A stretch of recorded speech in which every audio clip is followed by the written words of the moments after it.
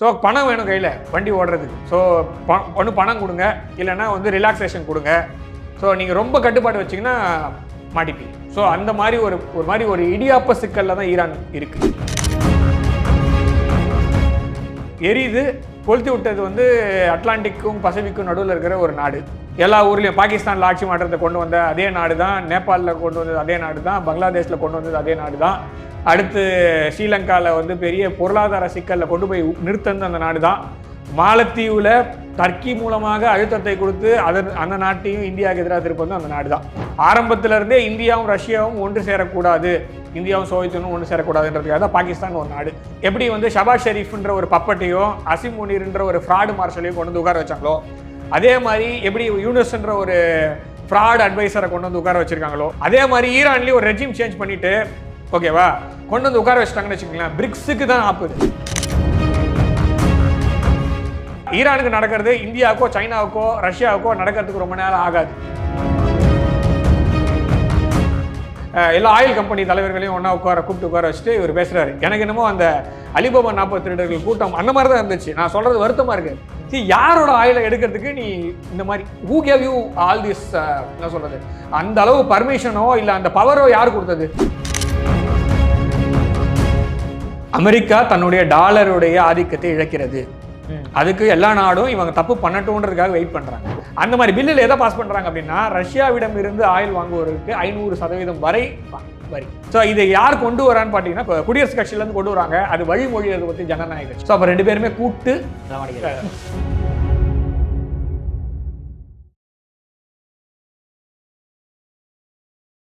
இளைய பாரத நேயர்களுக்கு வணக்கம். இன்னைக்கு நம்ம நேர்களில் நம்ம சிறப்பு விருந்தினர் Jio political analyst Ganeshkumar sir அவர்கள் தான். சார் வணக்கம். வணக்கம் சார். சார், ஈரானில் வந்து மிகப்பெரிய பிரச்சனை போயிட்டு இருக்குது. அயத்துல்லா காமேனி பல வருஷமா வந்து அமெரிக்காவுக்கு டஃப் கொடுக்குறவர் இப்போ திடீர்னு வந்து கீழே இறங்கி வந்து ரொம்ப கஷ்டமான விஷயங்கள் பார்க்க முடியுது சார். அங்கவே போர் சூழல்லாம் வந்துக்கிட்டு ஒரு 700 பேர் பக்கமாக இறந்ததாகவும் சொல்லப்படுது. எந்த அளவுக்கு உண்மை சார்? அதெல்லாம் 2000 பேர் செத்து போனதா சொல்கிறாங்க. முதல்ல 2000 தான் சொல்கிறாங்க. 800ன்றது கொஞ்சம் முன்னாடி. இப்போ 2000 பேர் கிட்டத்தட்ட இறந்து போனதா சொல்கிறாங்க. இதில் வந்து நம்ம அந்த நாட்டோட உள்நாட்டு, அதாவது மக்களுக்கு, அதாவது அந்த மக்களுக்கு என்ன தேவைன்றது அவங்க தான் முடிவு பண்ணணும். நாம் வெளியிலேருந்து வந்து போய் உள்ளே வந்து திணிக்க முடியாது ஒரு விஷயத்த. இந்த போராட்டம் வந்து 1979 ஒரு பெரிய போராட்டமாக எழுந்தது. அதுக்கப்புறமா தான் இவருக்கு முன்னாடி இருந்த கமேனி அப்படிங்கிறது வந்து ஒரு பதவி. ஆக்சுவலாக பதவி அது வந்து அந்த மத தலைவர், அதாவது நம்ம ஊர்லலாம் வந்து நிறைய ஆதீனம்னு சொல்கிறோம் இல்லையா, அந்த மாதிரி அந்தந்த ஊரில் நம்ம ஊரில் இருக்காங்க இல்லையா, அந்த மாதிரி அந்த நாட்டுக்கு அதில் முக்கியமாக ஷியா பிரிவில் இருக்கக்கூடிய மக்களுக்கு ஒரு மத குருவாக இருக்கக்கூடியவர் அந்த பதவி, அந்த பொறுப்பு வச்சுருப்பாங்க. ஸோ அந்த நாடோடைய ஆட்சி அந்த எப்படி இருக்குது அப்படின்னு பார்த்தீங்கன்னா, ஷியா பிரிவு மக்கள், நான் சொல்கிறது ஷியா பிரிவு எந்த நாட்டில் இருந்தாலும் அந்த நாட்டோடைய ஈரான் இருக்கு இல்லையா, அது வந்து ஷியா பிரிவோடைய ஒரு பீக்கன் மாதிரி. ஸோ அதுதான் வந்து ஷியாவோடைய தலைநகரம் மாதிரி, அதாவது ஒரு நாடு மாதிரி. எந்த நாட்டில் ஷியா பிரிவு இருந்தாலும் அவங்க வந்து அவரு தான் வந்து மத குருவாக தேர்ந்தெடுத்துட்டாங்க. தியோக்ரஸி அப்படின்னு சொல்லுவாங்க. அதாவது தலாய் லாமா எப்படியோ அதே மாதிரி தான் அங்கேயும். ரோமில் எப்படி போப் எப்படி இருக்காங்களோ அந்த மாதிரி ஒரு மத குருவாக, அப்புறம் அந்த நாட்டோடைய வழிகாட்டியாக இருக்கிறது அந்த தலைமை அப்படிங்கிறது கமேனி அப்படின்னு, அலி கமேனி அப்படிங்கிறது வந்து இப்போ இருக்க. ஸோ இப்போ அந்த நாட்டோடைய கட்டுமானம் எப்படி இருக்குது, அதாவது ஆட்சி கட்டுமானம் எப்படி இருக்குன்னு பார்த்தீங்கன்னா, சுப்ரீம் லீடர்ன்றது இவர் தான். ஸோ இவர் வந்து பிரசிடென்ட்டுக்கும் மேலே, அதாவது அந்த நாட்டோடைய அரசியல் தலைவராக அந்த நாட்டோடைய அதிபர் இருப்பார். அதாவது பிரசிடென்ட் அப்படின்ற போஸ்ட் வந்து மக்கள் தேர்ந்தெடுத்து ஓட்டு போட்டு தேர்ந்தெடுக்கிறாங்க இல்லையா, அவர் வந்து பிரசிடெண்ட்டாக இருப்பார். அவருக்கும் மேலே இந்த தலைவர் இருக்கிறார். ஸோ இது வந்து ஒரு மத குருவாக ஒரு வழிகாட்டியாக இருக்கக்கூடிய ஆளுன்னு சொல்லிட்டு அவங்க அங்கே வச்சுருக்காங்க. அதே மாதிரி அந்த பிரசிடென்ட்டுக்கு கீழே கவுன்சில் ஆஃப் அந்த மினிஸ்டர்ஸ் எல்லாமே இருக்காங்க. அது வந்து அரசியல் கட்டமைப்பு தனியாக இருக்குது, மத கட்டமைப்பு தனியாக இருக்குது. ஸோ அப்படி 2ஆக பிரிச்சிருக்காங்க. அது இராணுவத்துலேயும் அதே மாதிரி இருக்குது. இராணுவம் வந்து பார்த்தீங்கன்னா ஈரானோடைய இராணுவம், அதாவது ஆர்மி, நேவி, ஏர்ஃபோர்ஸு, அப்புறம் அந்த எலைட் ஃபோர்ஸஸ் எல்லாமே வந்து யாருக்கு கண்ட்ரோலில் இருக்கும் பார்த்தீங்கன்னா, இது வந்து பிரசிடெண்ட்டோட கண்ட்ரோலில் இருக்குது. ஓகேவா? ஸோ பெஷஷ்கியான், ஸோ அவரோட கண்ட்ரோலில் இருக்குன்னா, ஸோ இது இருக்குன்னா, இதே மாதிரி அலி கமேனி இருக்கார் இல்லையா, அவருக்கு கீழே வந்து ஐஆர்ஜிசின்னு சொல்லப்படுகின்ற ஈரானியன் கார்ட்ஸ் அப்படின்னு சொல்லுவாங்க, ரெவல்யூஷனரி கார்ட்ஸ், அவங்க இருக்காங்க. ஸோ அப்போ வந்து அந்த நாட்டில் வந்து கட்டமைப்பு வந்து ரொம்ப ரொம்ப ஸ்ட்ராங்காக இருக்குது. அதாவது இப்போ 2000 பேர் கொல்லப்பட்டிருக்காங்க அப்படின்றது அந்த நாட்டுடைய ஆதரவுக்கும் போராட்டம் நடக்குது, அந்த ஆட்சிக்கு ஆதரவாகவும் பெரிய போராட்டம் போயிட்டு இருக்கு, எதிர்ப்பாகவும் பெரிய போராட்டம் போயிட்டு இருக்கு. ஸோ எதிர்ப்பா போராட்டத்தை வந்து இவங்க வெஸ்டர்ன் மீடியா வந்து ரொம்ப ஊதி ஊதி பெருசு பண்ணி காட்டுறாங்க. அதை விட பெரிய போராட்டம் வந்து ப்ரோ கவர்மெண்ட்டாக தான் போயிட்டு இருக்கு. ப்ரோ கவர்மெண்ட்டும் இருக்கு. ப்ரோ கவர்மெண்ட் வந்து பெரிய அதாவது பெரிய ஒரு கூட்டம் அப்படிங்கிறது ப்ரோ கவர்மெண்ட் தான். அப்படி இல்லைன்னா உங்களால் இந்த மாதிரி ஒரு ஆட்சியை வந்து கண்ட்ரோல் பண்ண முடியாது. ஸோ இப்போ ஆனால் அவங்க என்ன எதிர்பார்க்குறாங்க அப்படின்னா, சில ரிலாக்ஸேஷன் கொடுங்க, ரொம்ப நாள் வெறும் போராட்டத்தையே வச்சு இந்த கொள்கையெல்லாம் ரொம்ப நாளுக்கு வராது, புளிச்சு போயிடும். ஸோ பணம் வேணும் கையில் வண்டி ஓடுறதுக்கு. ஸோ ஒன்று பணம் கொடுங்க, இல்லைன்னா வந்து ரிலாக்ஸேஷன் கொடுங்க. ஸோ நீங்கள் ரொம்ப கட்டுப்பாடு வச்சிங்கன்னா மாட்டிப்பீங்க. ஸோ அந்த மாதிரி ஒரு மாதிரி ஒரு இடியாப்ப சிக்கலில் தான் ஈரான் இருக்குது அப்படின்னு தான் நான் பார்க்குறேன். ஸோ இதில் வந்து அந்த மக்களுக்கு என்ன தேவையோ அதை தான் அவங்க பார்க்கணுமே தவிர, இதில் வந்து எரியுது கொளுத்தி விட்டது வந்து அட்லாண்டிக்கும் பசிபிக்கும் நடுவில் இருக்கிற ஒரு நாடு. அது ஆட்சி மாற்றத்தை விரும்புகிறது. எல்லா ஊர்லயும் பாகிஸ்தான்ல ஆட்சி மாற்றத்தை கொண்டு வந்த அதே நாடு தான், நேபாளில் கொண்டு வந்தது அதே நாடு தான், பங்களாதேஷ்ல கொண்டு வந்தது அதே நாடு தான், அடுத்து ஸ்ரீலங்காவில் வந்து பெரிய பொருளாதார சிக்கலில் கொண்டு போய் நிறுத்தது அந்த நாடு தான், மாலத்தீவுல டர்க்கி மூலமாக அழுத்தத்தை கொடுத்து அந்த நாட்டையும் இந்தியாவுக்கு எதிராக திருப்பது அந்த நாடு தான். ஸோ உலகத்தில் இருக்க இது வரைக்கும் 90 நாட்டில் வந்து ரெஜிம் சேஞ்ச் அப்படின்றது வாரி வழங்கி, அதாவது சாண்டா கிளாஸ் அப்படின்னுவாங்கல்ல, சாண்டாவோட அனாகிராம் பார்த்தீங்கன்னா உங்களுக்கு புரியும். ஸோ நான் வெளிப்படையாக சொல்ல, சாண்டாவோட அனாகிராம் மாதிரி தான் இவங்க எல்லாருக்கும் ரிப்பப்ளிக் கட்சி டெமோக்ராட் கட்சி ரெண்டு வச்சுக்கிட்டு போகிற வரவனுக்கெல்லாம் டெமோக்ரஸியும் ரிப்பப்ளிக்கும் கொடுக்குறேன்னு சொல்லி கொடுத்துட்ருக்காங்க. அந்த ஊரில் பள்ளி இழிக்கிற மாதிரி தான் ஆட்சி போயிட்டுருக்கு. ஸோ அந்த மாதிரி ஒரு நாடு இப்போ ஈரான் மீது ஒரு கழுகு பார்வையை திருப்பி இருக்கிறது அப்படின்னு தான் பார்க்கணும். இது வந்து சரியா தப்பா அப்படின்றதுக்கு முன்னாடி இந்தியாவுக்கு எது சரின்றது தான் இந்தியர்கள் யோசிக்கணும். இதில் வந்து நீங்கள் வந்து ஒரு பாம்பு ஆக்ஸா பிளேடு மேலே சுற்றிக்கிட்டு குத்துதுன்றதுனால நல்லா நெருக்கி சுத்துதுன்னு வச்சுக்கோங்களேன். அந்த மாதிரி தான் நம்மளுக்குன்னு வெறுப்புகள்லாம் இருக்குது. அது நம்மளுக்கு வந்து நம்ம அனுபவிக்கிறதுனால, சில இடத்துல அனுபவிச்சதுனால, நம்ம பக்கத்து நாட்டிலேருந்து வரக்கூடிய அந்த அந்த தேவையில்லாத அந்த பிரச்சனையினால நம்மளுக்கு வந்து சில அழுத்தங்கள், நம்மளுக்கு வந்து சில எரிச்சல்கள் இருக்குது. நான் இல்லைன்னுலாம் சொல்ல. அந்த எரிச்சல்னால நீங்கள் அதே பார்வையை வந்து நீங்கள் ஈரான் பக்கமோ இல்லைன்னா வந்து மற்ற நாடுகள் பக்கமோ திருப்பி வச்சிங்கன்னா இதில் இன்ஜுரி ஆக போது நம்மளுக்கு தான். ஸோ அதனால் ஈரான் உள்ளே இருக்கிற பிரச்சனையை அந்த மக்கள் பார்த்துப்பாங்க. நம்ம ஊரில் அந்த மாதிரி பிரச்சனை வராமல் பார்த்துக்கிறது நம்மளோட வேலை. ஏன்னா நம்மளை சுற்றி இருக்கிற எல்லா டார்கெட் வச்சதுக்கு காரணம் நம்ம தான். அடுத்த செக்கு நம்மளுக்கு தான் வரும். பிரிக்ஸுனால தான் இந்த பிரச்சனையே வருது. ஈரான் வந்து ஈரான் காலியாச்சுன்னு வச்சுக்கோங்க, ஈரானில் ரெஜிம் சேஞ்ச் வந்ததுன்னா இந்தியாவுக்கு பெரிய தலைவலி இருக்குது. பெரிய தலைவலி இருக்குது. ஈரானில் ரெஜிம் சேஞ்ச் வந்ததுன்னா இந்தியாவுக்கு மிகப்பெரிய தலைவலி இருக்குது. என்ன மாதிரி விஷயங்கள்ல சார்? என்ன மாதிரி விஷயங்கள்னா, ஈரான் கிட்டேருந்து நம்ம ஒரு கணிசமான அளவுக்கு எண்ணெயும் கேஸும் வாங்குறோம் வச்சுக்கோங்க. அது தவிர போக்குவரத்துக்கு ஈரான் தான். இப்போ ஆப்கானிஸ்தான் நம்மளோட பணியாற்றுறதுக்கு சரி தயாராக இருக்காங்க. நம்ம வந்து இப்போ முன்ன மாதிரி இல்லாமல் ஒரு மேம்பட்ட ஒரு உறவாக இருக்குது. ஸோ இப்போ இன்னொரு விஷயம் நம்ம பார்க்கணும். சபஹார் போர்ட் இருக்கு இல்லையா, அது நம்ம இந்தியா கிட்ட 10 வருஷத்துக்கு இருக்குது. ஆமாம், சரியா? இது எந்த ரெஜிம் கொடுத்ததுன்னா இப்போ இருக்கிற ரெஜிம் கொடுத்தது.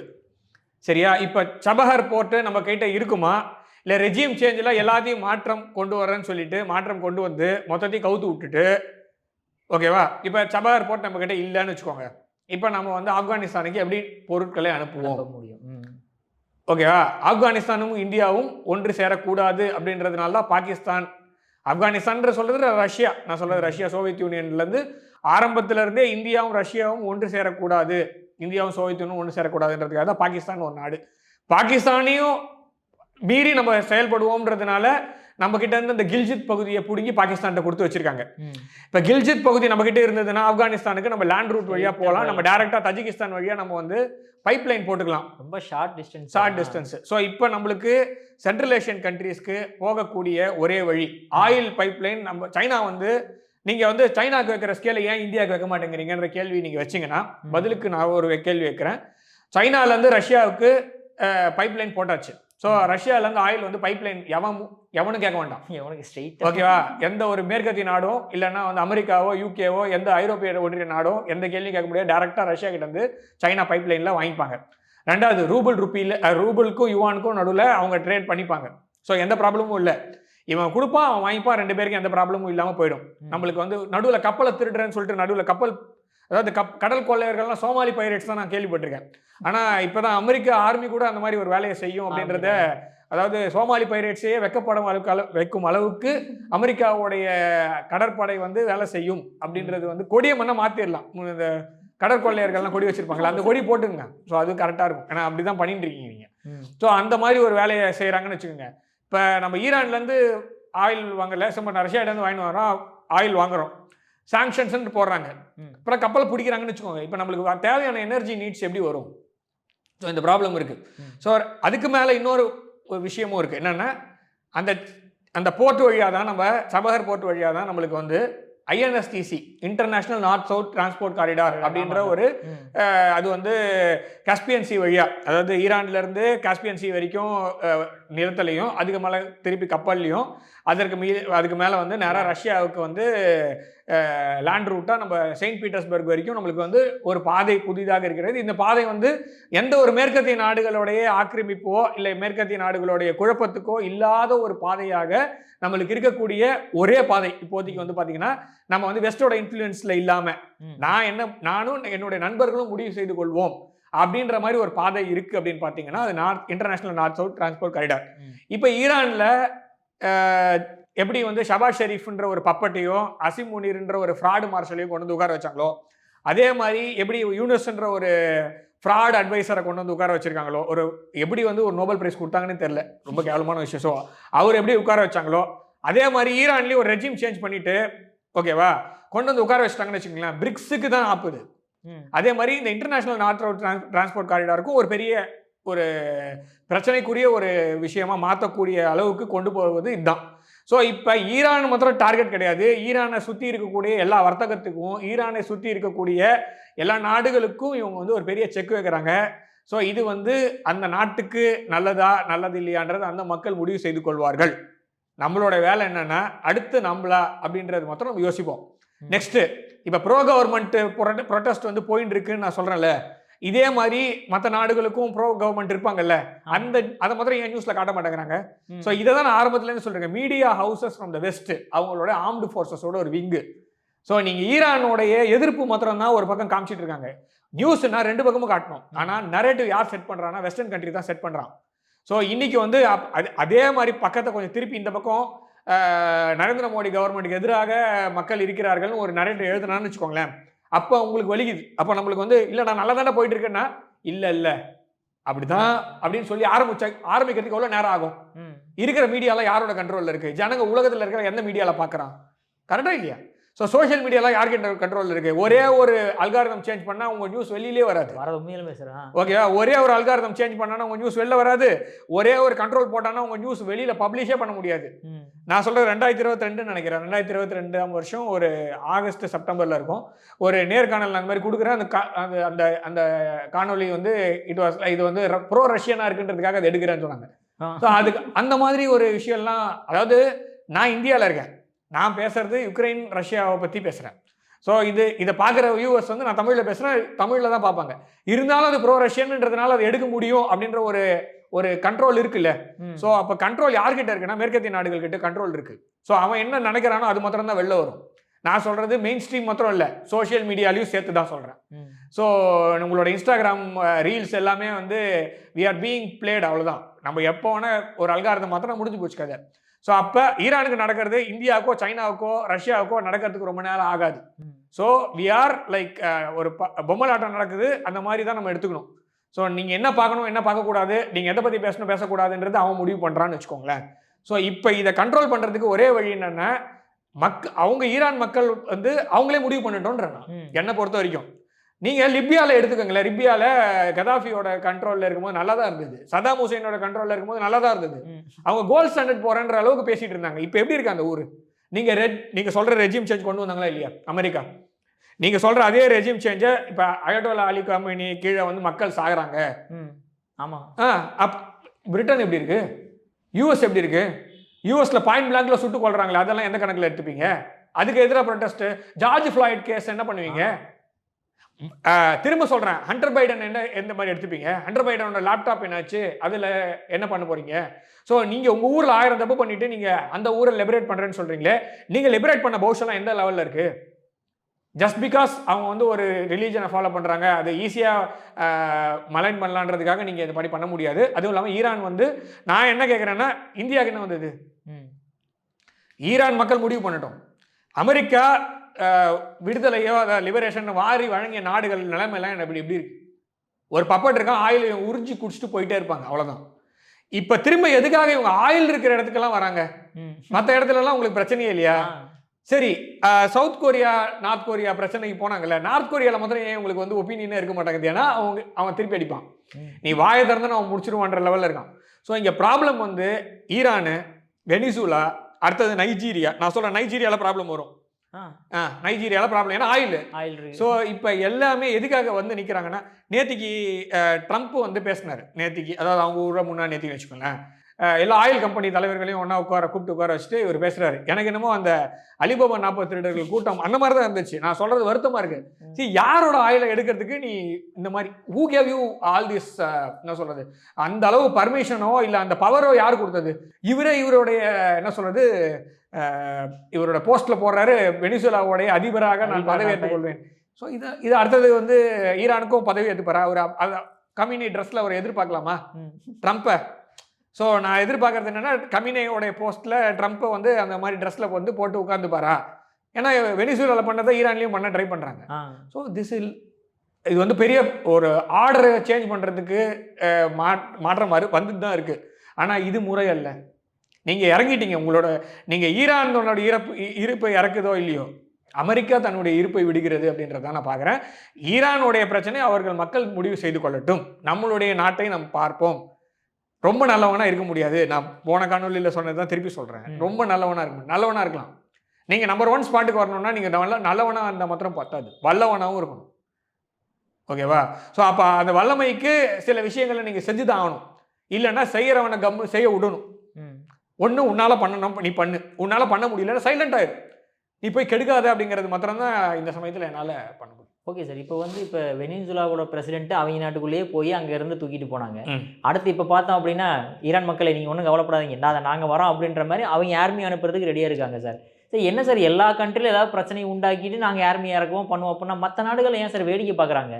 அமெரிக்கா தன்னுடைய டாலருடைய ஆதிக்கத்தை இழக்கிறது.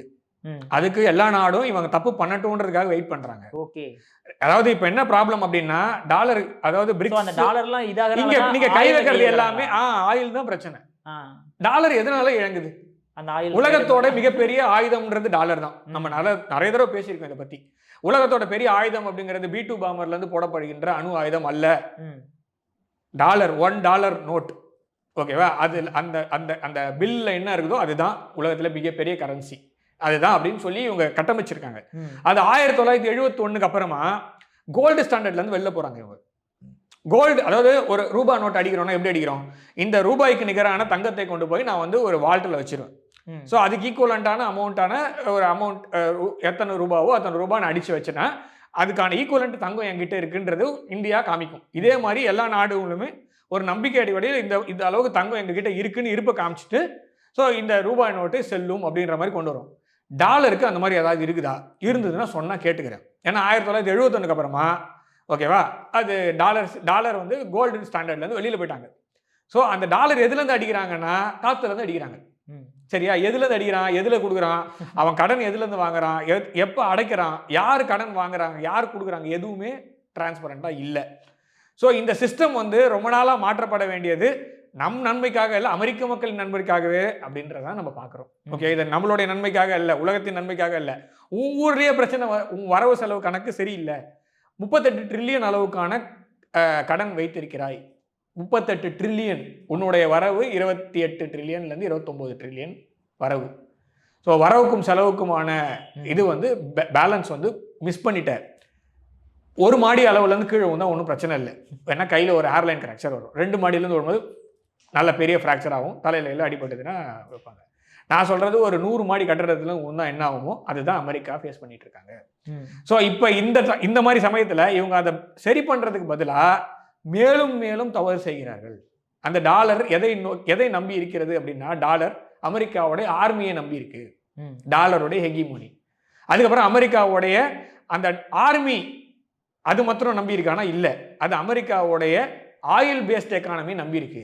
உலகத்தில் எந்த நாட்டுக்கு ஆயில் வாங்கணும்னாலும் விற்கணும்னாலும் ஒரு வெப்பன் மாதிரி வச்சிருக்கிறது வந்து டாலர் தான். ஸோ பெட்ரோ டாலர் சிஸ்டமும் அமெரிக்கன் ஆர்மியும் இது ரெண்டும் தான் அமெரிக்க டாலரை தூக்கி பிடித்து நிற்குது. ஸோ இப்போ இந்த எக்கனாமிக் சிஸ்டம் ஃபெயில் ஆகுது, அதாவது எக்கானமியும் ஃபெயில் ஆகுது. அதாவது அமெரிக்காவை நம்பி இனிமேல் இல்லைப்பா, டாலரை நம்பி இல்லை, நம்ம வெளியில் போகலாம் அப்படின்னு பிரிக்ஸ் நாடுகள் முடிவெடுக்கிறாங்க. இல்லை மற்ற நாடுகளும் எல்லாரும் வெயிட் பண்ணிட்டு இருக்காங்க ஆக்சுவலாக.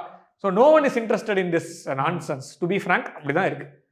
இது வந்து ஒரு தலைவர் மாதிரி பேசலைன்னா அடுத்தது வந்து நம்மள சொல்லுவாங்க நீ பேசுறது வந்து நார்மலாக இருக்காங்க.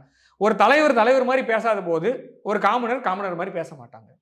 ஸோ இது அமெரிக்காவில் இருக்க குடிமகன்கள் பார்க்க வேண்டிய விஷயம். அமெரிக்கா தான் அங்கே இருக்க ஆக்சுவலாக நான் எப்படி பார்க்குறேன்னா, ஒரு சொசைட்டியாக நீங்கள் இதை பண்ணுறீங்க அப்படின்னா அந்த சொசைட்டி எந்த நிலைமைக்கு போகும்னு. ஒரு தலைவர் தப்பு பண்ணுறான், வேற நாட்டோட தலைவனை பிடிச்சின்னு வந்து உட்கார வச்சுட்டு நான் ஜெயிச்சிட்டேன் பாருன்றான். அப்போ அந்த மக்கள் என்ன பண்ணணும், நீ பண்ணுறது தப்புன்னு சொல்லணும்ல. அவங்களோட அந்த செக்ரட்டரிஸ் இருக்காங்கல்ல, அட்லீஸ்ட் அவங்களாம் தப்புன்னு சொல்லணும், இல்லை மக்களாவது சொல்லணும். ஒரு பேப்பர்லையாவது நியூஸ் பேப்பர்லையாவது எழுதணும்ல ட்ரம்ப் பண்ணது தப்புன்னு. அமெரிக்கா மீடியாவில் ஏதாவது ஒரு இடத்துல சரியா இருக்கா பாருங்களேன். ஈரான்ல இப்ப கை வைக்கிறாங்களே, வெளிப்படையா சொல்றாங்களே, ஊர்ல இவ்வளவு பிரச்சனை போயிட்டு இருக்குடா, 38 ட்ரில்லியன் கடன் இருக்கு, அடுத்தது டாலர் விழுந்ததுன்னா என்ன ஆகும் நம்மளுக்கு தெரியாது, நீ என்ன பண்ண போறன்னு பாருன்னு சொல்லிட்டு ஏதாவது ஒரு அமெரிக்கன் மீடியா, அமெரிக்காவுடைய ஜேர்னலிஸ்ட் யாராவது ட்ரம்ப்புக்கு எதிராகவோ இல்ல அமெரிக்கன் கவர்மெண்ட் பண்ற தப்புக்கு எதிராக எழுதுறாங்களா பாத்தீங்களா? So this is the total systematic failure அப்படின்ற மாதிரி தான் நான் பாக்குறேன். ஆப்போசிஷன்லாம் இல்லையா? அதான் சொல்றேன், ரெண்டு பேருமே சேர்ந்து என்ன பண்றாங்க, பைபார்ட்டிசான் பில் மூவ் பண்றாங்கல்ல 500%க்கு. சி அமெரிக்கன் பைபார்ட்டிசான் மாதிரி ஒரு அதான் சொன்னேன், கேபிட்டலிசம் குரோனி கேபிட்டலிசம் வித்தியாசம் இருக்கு, கம்யூனிசம் குரோனி கம்யூனிசம் இருக்கு. சோ இங்க ப்ராப்ளம் வந்து America is like embracing the crony things now. So ஒரு ஆளுங்கட்சி தப்பு பண்ணா எதிர்கட்சி தப்புன்னு சொல்லணும். இடிப்பாறை இல்லாத ஏமாறாமன்னு கெடுப்பார் இல்லாது கெடும்.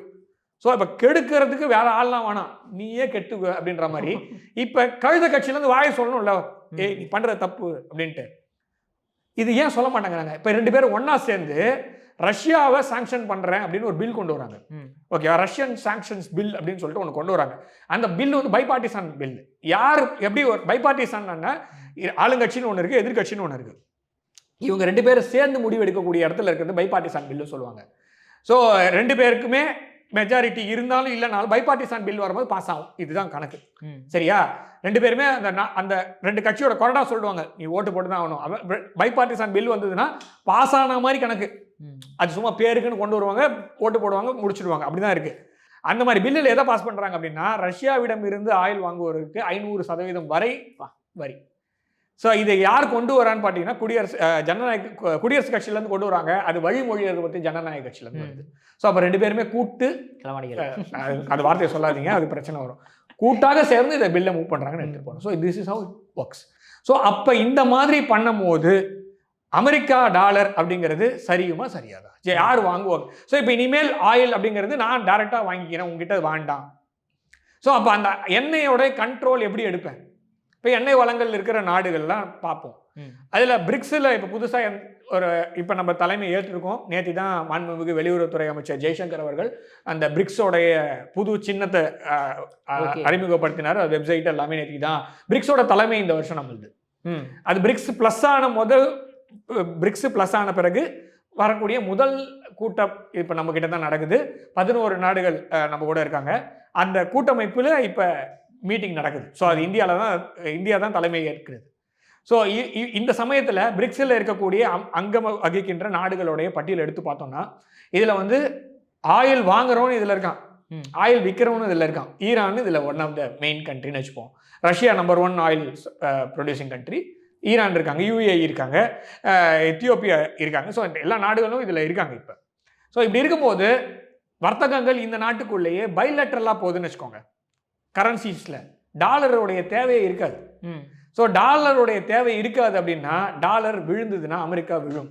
இவ்வளோதான். இதுக்கு தான் அவர் பயப்படுறாரு. போன பிரிக்ஸ் கூட்டம் நடந்தது இல்லையா, பிரேசிலில் நடந்தது. லுலா அவர்கள் வந்து சொல்லும் போது நாமளே இதுக்கு மேலே வேறு எந்த ஒரு கரன்சிக்கும் போக வேண்டாம், பிரிக்ஸ் கரன்சி கொண்டு வரலான்னு ரஷ்யாவோட தலைமையில் இருக்கும் போது இருந்தது. ஆனால் இந்தியா என்ன சொல்லுதுன்னா, பிரிக்ஸ் கரன்சின்றது ஒன்று கொண்டு வர வேண்டாம், பைலேட்டரலாக போகலாம், அதுதான் நல்லது. ஸோ அதே தான் இந்தியா திரும்பவும் இது சொல்றது என்னன்னா, ஆர்டர் மாறும் போது மொத்தமாக சேஞ்ச் ஆகக்கூடாது, கொஞ்சம் கொஞ்சமாக மாற்றுவோம்னு சொல்லிட்டு பைலேட்டரலாக கொண்டு போகலான்ட்டு. இந்த விஷயம் தாங்க, வேற எந்த ஒரு பிரச்சனையுமே இல்லை. சுருக்கமாக சொல்லணும்னா ஆயில் வர்த்தகம் தொடர்ந்து நடைபெற வேண்டும், அது அமெரிக்க டாலரில் நடைபெற வேண்டும். அப்படி நடந்ததுன்னா அமெரிக்கா வல்லரசாகவே தொடரும். Okay sir. சார் அற்புதமாக விளக்கம் கொடுத்தீங்க சார். உங்கள் பொன்னான நேரத்தை இளைய பயனர்களுக்கு மிக்க நன்றி. வந்தே மாதரம் சார். ஜெய்ஹிந்த் சார். ஜெய்ஹிந்த்.